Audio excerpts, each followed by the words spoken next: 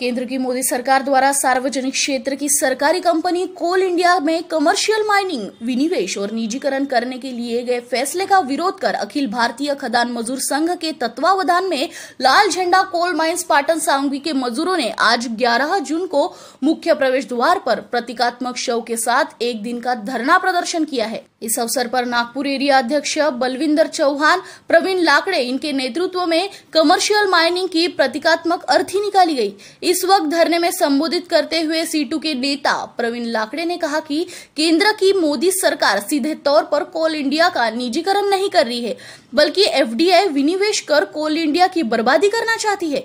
यह बात मजदूरों को समझ आ गई है।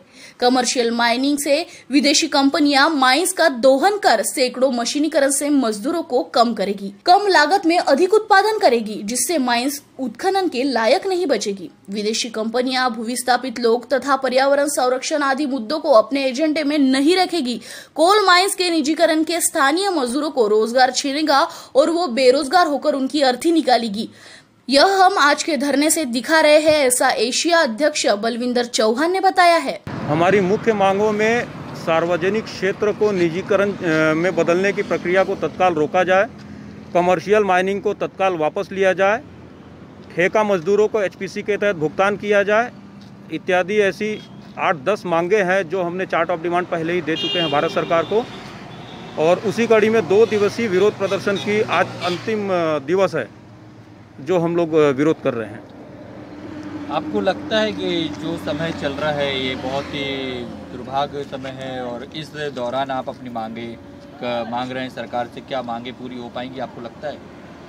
देखिए, ये जो पेंडेमिक का समय है ये बड़ा दुर्भाग्यपूर्ण है हमारे देश के ऊपर, और इस संकट की घड़ी में सरकार के हम साथ हैं, प्रशासन के साथ हैं, परंतु हमारी जायज़ मांगों को रखना भी हमारा संवैधानिक अधिकार है।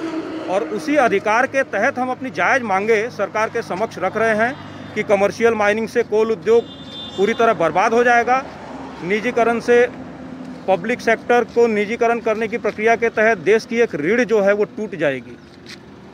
तो आंदोलन का स्वरूप किस प्रकार का है आपका? ये आंदोलन का स्वरूप ये 2 दिवसीय सांकेतिक विरोध का आंदोलन था 10 और 11 को।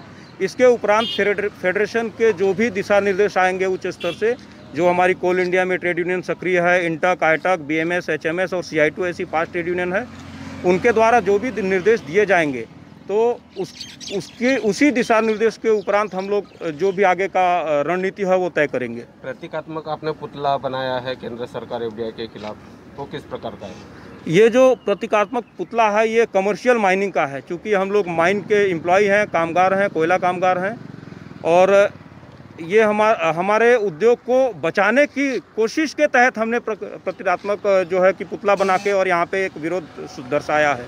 मांगे पूरी नहीं होती हैं तो इसके आगे आप लोगों का क्या कदम होगा? अगर मांगे पूरी नहीं होती है तो फेडरेशन से जो भी दिशा निर्देश आएंगे, चाहे वो हड़ताल पे ही क्यों ना जाना पड़े, तो उस दिशा निर्देशों का हम लोग पालन करेंगे।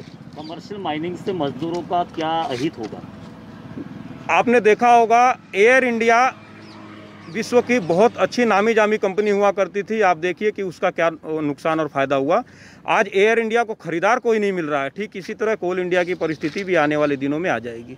कोल माइंस को धीरे धीरे पूंजीपतियों के हाथ में सौंपने का षड्यंत्र अखिल भारतीय मजदूर संघ में शामिल इंटेक, आईटेक, सीटू जैसे संगठनों ने विरोध करते हुए सभी क्षेत्रीय महाप्रबंधक कार्यालयों के समक्ष एक दिन का विरोध प्रदर्शन कर मजदूरों ने अपना रोष दिखाया है। आज यहाँ पे हमारा विरोध का जो प्रदर्शन है हमने इसलिए किया है कि कमर्शियल माइनिंग, आप जिस तरह देख रहे हैं अर्थी आपके सामने, कमर्शियल माइनिंग से होने वाले पूरे जो भी नुकसान हैं हमारे पूर्ण WCL के लिए, कोल इंडिया के लिए, यहाँ का जो भी मजदूर है, जो भी वर्कर है, वो आगे चल के बहुत दयनीय स्थिति में जाएगा। आखिर उसकी अर्थी निकल जाएगी, ये हमें सरकार को दिखाना है। लेकिन हम जब भी खुद पे आँच आती है तब हमको ये दिखाना है कि हम पीछे नहीं हटेंगे, चाहे कमर्शियल माइनिंग हो, हम उसका मुर्दा गिरा के रहेंगे। इसलिए हमारे सांकेतिक के हिसाब से हम उनको दर्शाना चाहते हैं और सरकार को चेताना चाहते हैं कि जिस तरह आज हमने ये सांकेतिक किया है उस तरह कल हमारी दिशा होने वाली है। आप इसके तरफ ज़रूर ध्यान दें। अन्यथा हमें आगे चल के इसके बहुत बड़े कदम हमें हमारे स्तर को, हमारे जीवन को बचाने के लिए, क्योंकि प्राइवेटीकरण का क्या होता है, निजीकरण का क्या हाल होता है लोगों का, ये हम सब जानते हैं, हमारे सारे मजदूर भाई ने देखा है। इसलिए हमें इसको बचाना है। हमारी लड़ाई हम अंतिम समय तक लड़ते रहेंगे। निजीकरण और निवेश में क्या फर्क है? निवेश इस तरह होता है जिस तरह FDI है, आज पहले 49 से अब 74% किया गया है, तो उससे विदेशी जो पूंजी है वो यहाँ पे लगाने वाले हैं, वो अपने कम पैसों में ज़्यादा मशीनीकरण का यूज़ करके, मशीनों का यूज़ करके, जिसमें अभी हमारे भारत की जो पॉपुलेशन है उससे हमें मशीन जब ज़्यादा डाली जाती है तब मजदूरों का हित होता है, बेरोजगारी बढ़ती है, और वो बेरोजगारी बढ़ने के कारण आज आत्महत्या और हमारा सारा स्तर गिर रहा है। इसी तरह अगर देखा जाए आज के तारीख में, तो कोल इंडिया का जो कमर्शियल होने के वजह से कोयला सस्ता हो जाएगा, और कोयला सस्ता होने के कारण कोल इंडिया का कोयला कोई नहीं खरीदेगा, और जो भी पूंजीपति है वो और अमीर के अमीर होते जाएंगे। केंद्र की मोदी सरकार कोल इंडिया का निजीकरण चाहती है या निवेश चाहती है? देखो, वो निजीकरण और निवेश एक ही बात हो जाएंगे। किसी भी बात को अगर घुमा के किया जाए, आज के तारीख में केंद्र सरकार सीधे हाथ से नहीं कर रही है, वो घुमा के काम कर रही है। ये सारे मजदूरों को समझ में आ चुका है। और इसी तरह अगर देखा जाए कि आगे चल के अगर सीधा विरोध किया जाए तो उनको पता है कि मजदूर सीधा आंदोलन पे उतर जाएंगे, लेकिन इसलिए उन्होंने निवेश का तरीका अपनाया है।